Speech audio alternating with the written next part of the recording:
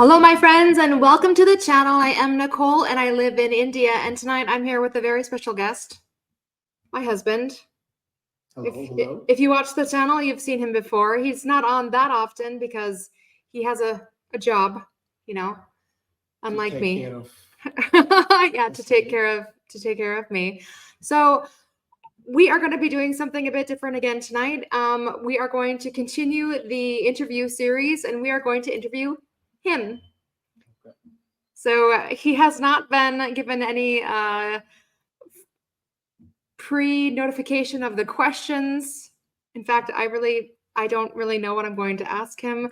I just want to talk about, because there is some interest in our relationship, how we met, all of the background to that. And I think it would be fun to share that with everyone out there. Okay. Let's do this. Let's do this. If you haven't already, please give me your like, please give me your subscribe, and let's go, right? And is it okay to crack some jokes? Oh, honey, your jokes are so bad. So it's okay. So yes. Okay. All right. Okay. All right. So tell everyone how we first met. The story from you from how we first met. Unfortunately for you, we met we were looking for a vendor, and we met at the vendor's office. I was late to that meeting. He was late. He got lost. Yeah, I got lost. Yeah. And the office was in some crazy location behind another residential building. Yeah, like behind a house. Offices like that. Yeah, it was in California and Los Gatos, right? Or Los Altos. Yeah, somewhere. And it was a residential area that had been converted into an office space, and he got lost. So, and it was a really early morning meeting. It was really an awkward, like an 8 a.m. or 7:30, something like that. It was really early. So he walked in late. And what was and I don't know if I've ever asked you, like I've talked about how when I first saw you and all that stuff, but like, what was it like? What do you remember of me? It may not be much. What do you remember of me? I walked into the room. I'm like, okay, another meeting with a whole bunch of white people. Okay. All right. A bunch of white people. Okay. Fun meetings.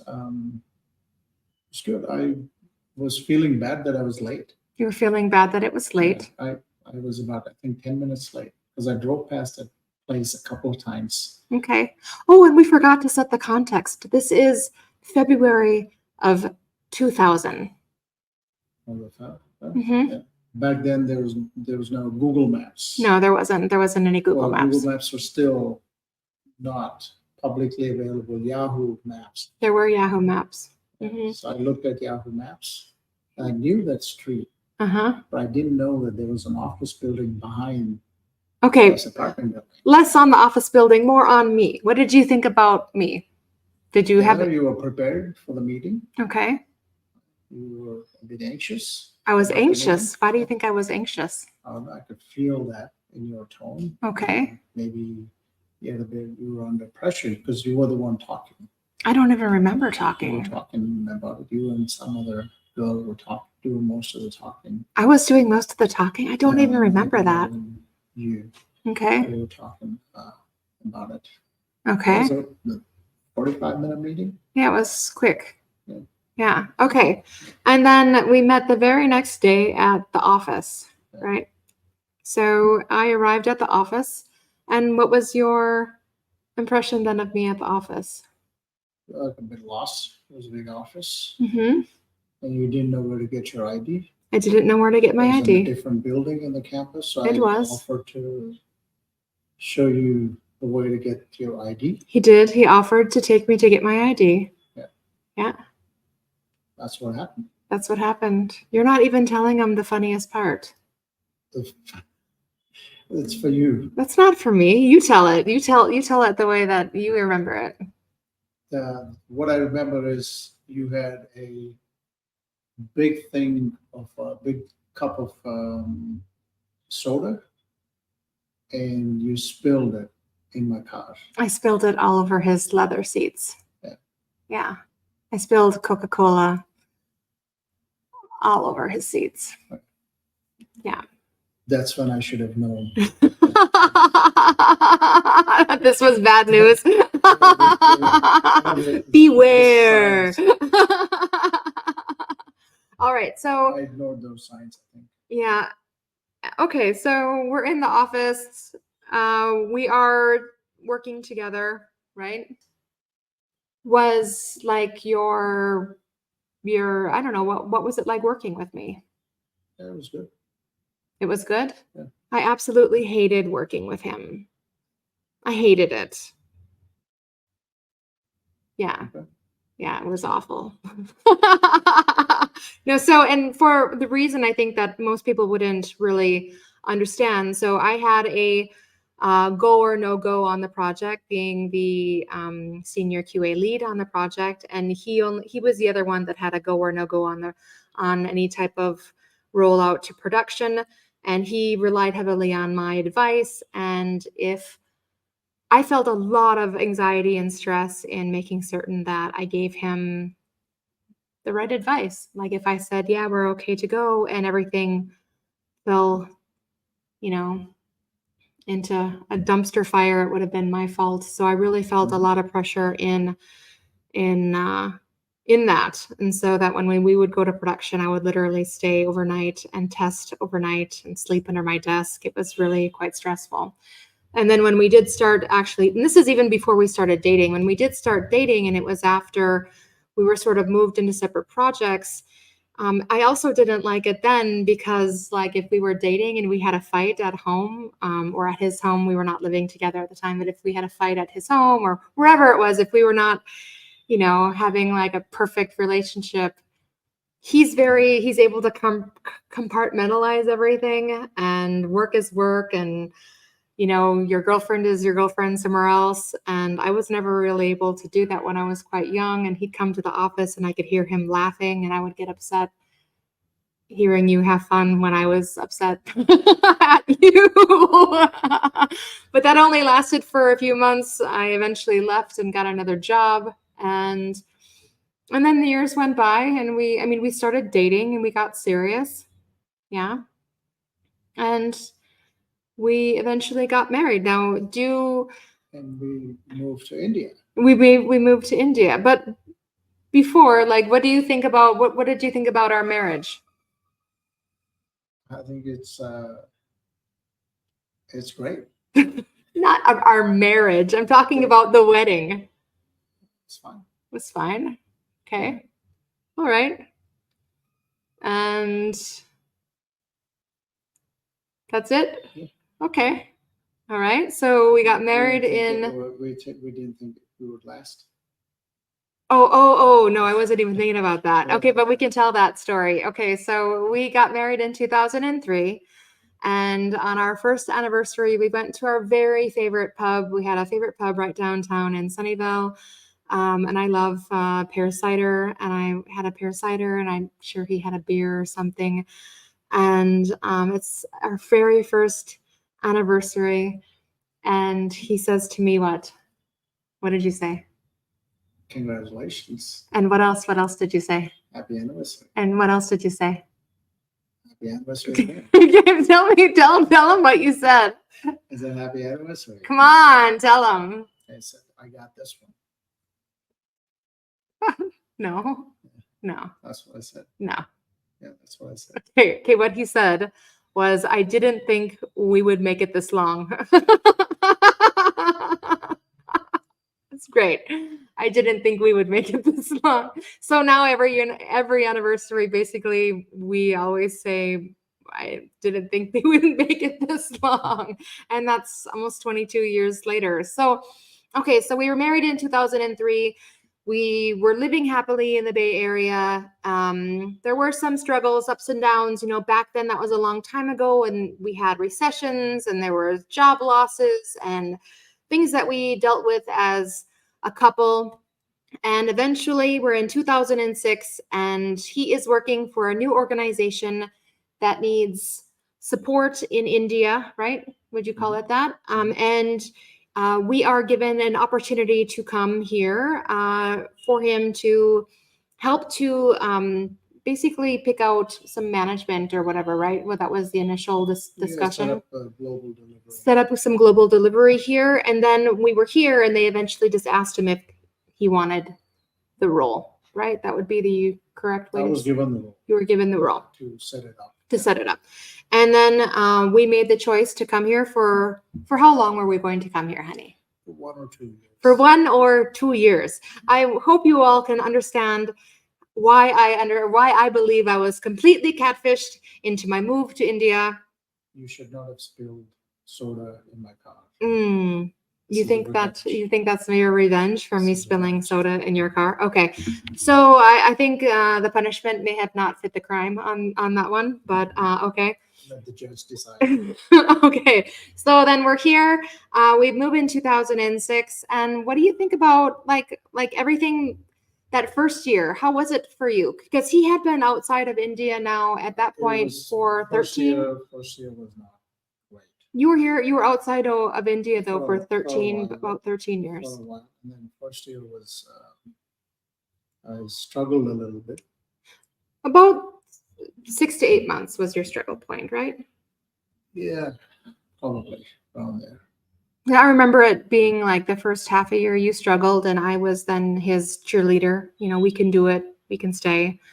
And then I was working a lot of late nights through the morning. And not just that, like you have to remember back in 2006, the digital India that we have right now did not exist. Yeah. Everything that we did, you know, or we do online now was not possible then. So it was a real struggle. And a lot of the things that we were able to do online in the US, we were not able to do here. And even just getting like a cell phone, remember how difficult to get a cell phone? Like, and then that too, a postpaid cell phone, it was super difficult. Like signing away your firstborn child, it was really, really hard. And then, you know, we're here for that first year. So the 6 months or so, it was difficult for you. And then after, I actually went home, I think around the 6-month mark for a couple of months to visit my parents and family. I think my sister was having kids at that point. And I went home for a bit. And when I came back is actually when I had my slump. So my first slump started after I came back. And it really took me a while to get my groove back. Mm-hmm. And I kind of fell into a bit of depression. And that's something that a lot of expats don't talk about, but it pretty much happens to everybody. And when I say expats, I mean anyone who leaves their home country and goes outside of their home country. So it's not just like a white foreign person coming, but you would have had a slump when you moved to the US. You know, anyone that leaves their home country for a significant amount of time or like an unknown duration, like a real move, they generally have a euphoric, like that first year or so, 8 months to a year is, you know, everything is new, everything is great, everything is, I always use the rose-colored glasses.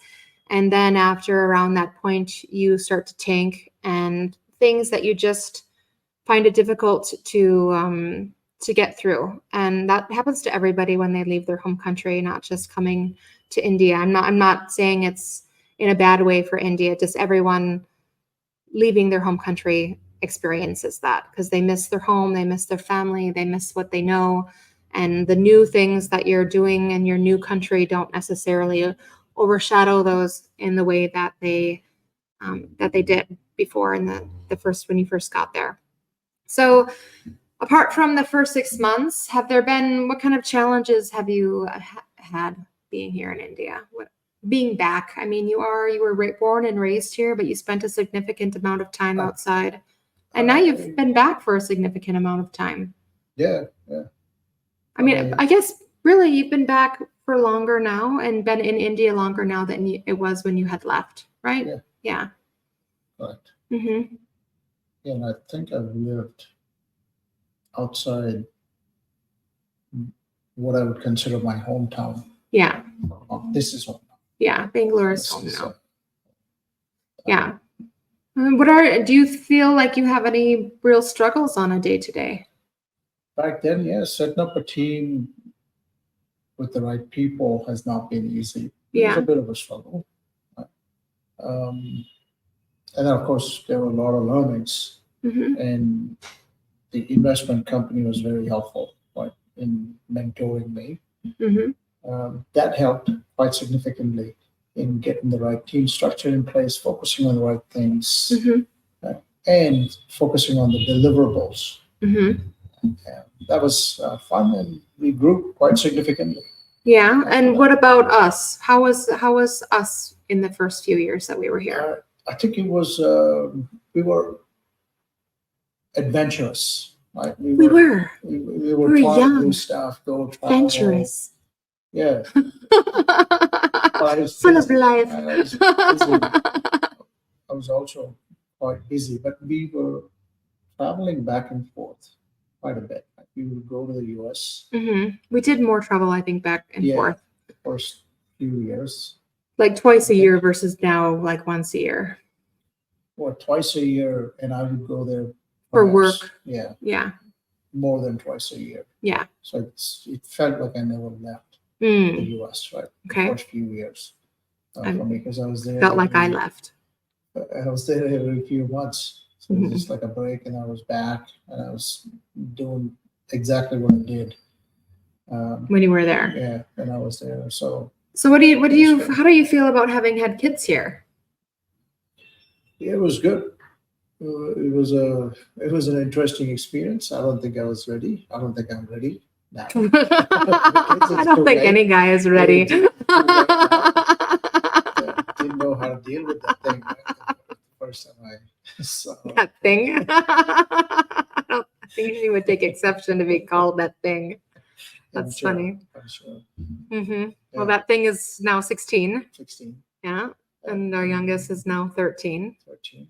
Yeah. So we've had two kids here. Yeah. And we've really, we've been able to really build a life here. Mm-hmm. When was it around the time where you thought that it would be okay to like live here permanently, to never go back? I think it was Like not go back like permanently. it was probably about 12 years ago, which is when we had the conversation, Yeah. right, of staying here for a bit longer Hmm. and ride the India wave, Yeah. which we were anticipating. Yeah. I do remember it being around, I think, between year 7 and year 8, where it got a little bit easier for me, where I really kind of leaned into living here. Yeah. And when it became home versus the place where I was visiting or the place where I was living just Mhm. for that Yeah. short amount of time. Yeah. So after I really made the switch, it was much easier for me to, you know, to, to be excited to come back, and, Yeah. I'd really dealt a lot with loss and like leaving my parents and family, and every trip that I would go back, it was really hard to get back on the plane. And because I felt really torn. Like I was a foot there and a foot here. We had always just thought we were going back. So, I think a few years in, you more than me, right, you made an investment in terms of time in meeting people, making well, yeah, well, when friends, I and you decided that had this was, or when an we entire decided, ecosystem. it was home and that we were going to live here like permanently and we were not going to try to, go back to the US, I really did have to make an investment. And you had your own business, actually businesses. You Yeah, ran I've started a couple of different different small businesses and I truly tried to stay busy and try to do different things. And I think we had a fairly vibrant ecosystem. Yeah, here, we did. for Well, several years, and we were active in it. I think There we was still have a extended, vibrant ecosystem. yeah, no, I'm not spending as much time as Yeah. as I'm unable to. You're not. I mean, I would say, But we had a lot of friends. We were playing sports. We were fairly active, and there was the Latino group.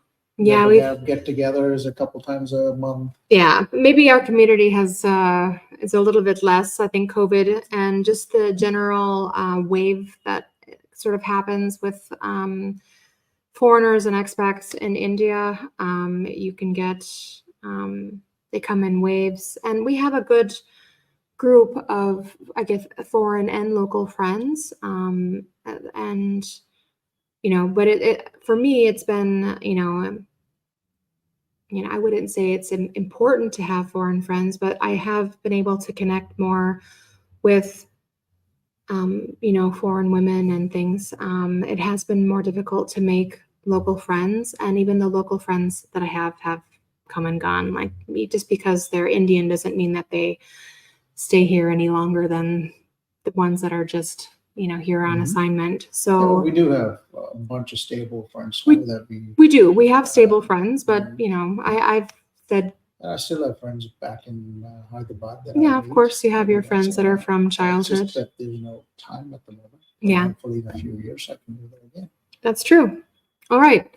So anything else, any other words of wisdom that you would give to these young men out there that are looking to hook up with a foreign wife? Don't.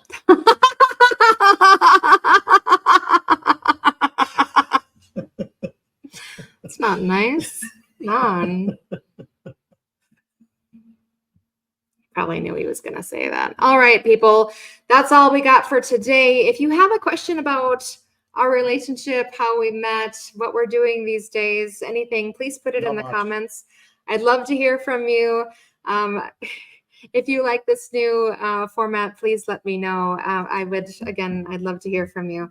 As always, we love you and bye-bye.